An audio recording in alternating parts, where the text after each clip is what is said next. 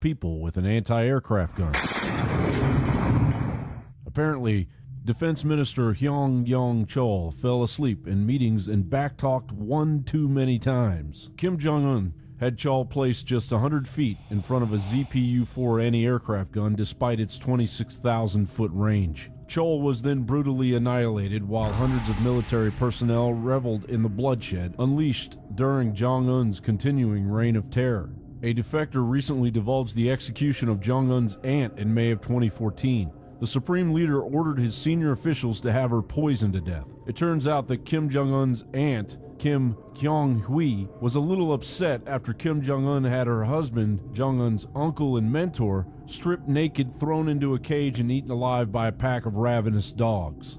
Kim Jong-un's uncle had suggested that Kim focus on large-scale economic development rather than building a water park and a ski resort that Kim Jong-un then had constructed after his aunt, uncles, and 30 of their advisors and helpers' assassinations. The United Nations proposed a commission of inquiry on alleged human rights violations back in 2013.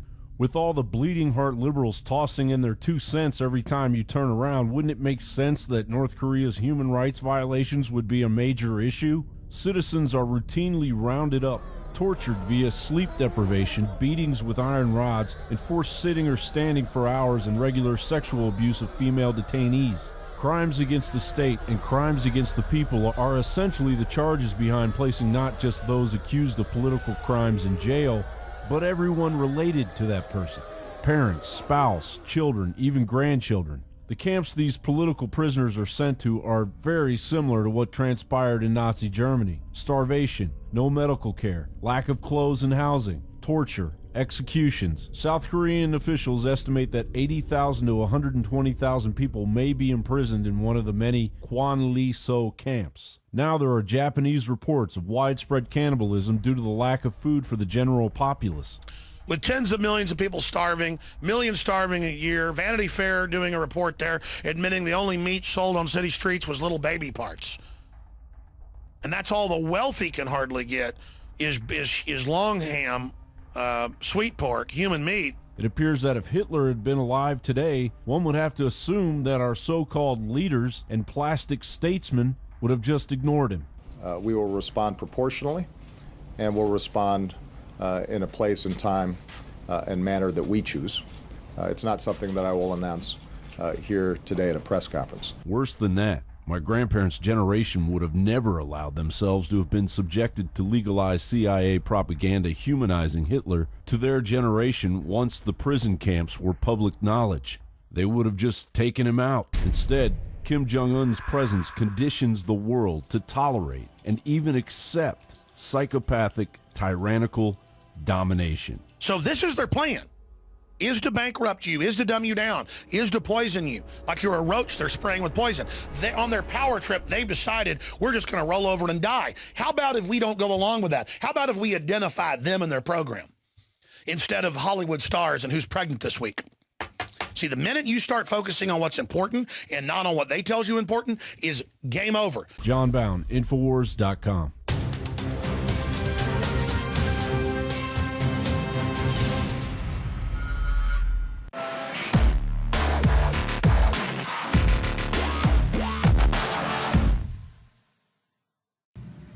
Social engineers' propaganda is so weak and perverse, a 5-year-old can see through it. That's why I asked my father if I could be part of the show ever since I was 5, and he's finally let me, so that together we can help each other break free of the Matrix. The truth is, I'm just one little person, just a little coal, a little ember in the fire of liberty. But if we all join together, we can become a roaring blaze in front of the establishment. So join me today. Waking up is so easy. Sometimes it's hard. All you've got to do is not be arrogant and pompous and realize that there's social engineering all around you. Just look at the city of London behind me. All that infrastructure, all that industry went into creating one city. That's basically what the government is doing with the propaganda right now, trying to build a state based on lies and evil. Well, I'm not going to stand for it, and neither should you. One great way to break free in the Matrix is to understand lies.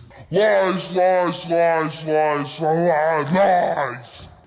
I know that sounds simple, but look at all the lies in the world that we, the people, accept, and the people that start the lies get away with. What difference at this point does it make? Look at Al Gore. The Earth has a fever, and the fever is rising. By 2013, he claimed, the ice caps would be all melted and the polar bears couldn't live anymore.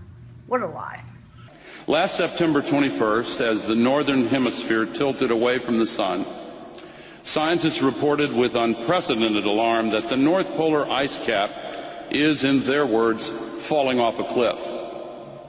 One study estimated that it could be completely gone during summer in less than 22 years.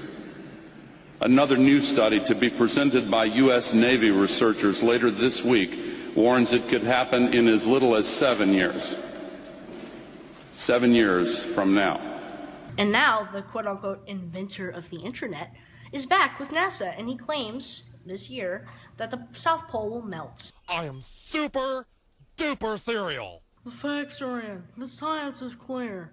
Pay me money or the penguins shall die. Oh no, the penguins are doomed! The White House claims that gun crimes and gun murders are way, way up, but in reality, they're over 50% down. Every day, every school, at every level. One thing that I think is clear with young people and with adults as well is that we just have to be repetitive about this. It's not enough to simply have a catchy ad on a Monday and then only do it every Monday. We need to do this every day of the week and just really brainwash people into thinking about guns in a vastly different way. These are just two lies of the legions of lies that are marching right now upon our freedoms and taking away our rights. Are we going to stand for this? No. Go to INFOWARS.com and learn the truth. You are not a sheeple. You are free. And never forget, if you're watching this transmission, you are the resistance. That sounds kind of extremist, sir. Where's my carbon taxes? Pinguino!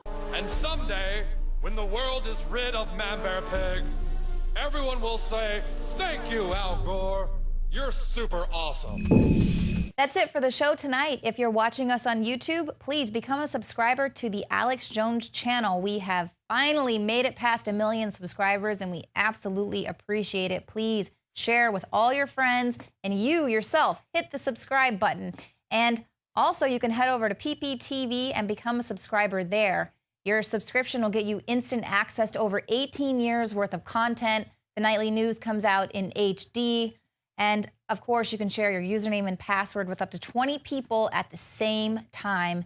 And we certainly appreciate you helping to run this operation. That's all thanks to you. We'll see you here again tomorrow, 7 p.m. Central.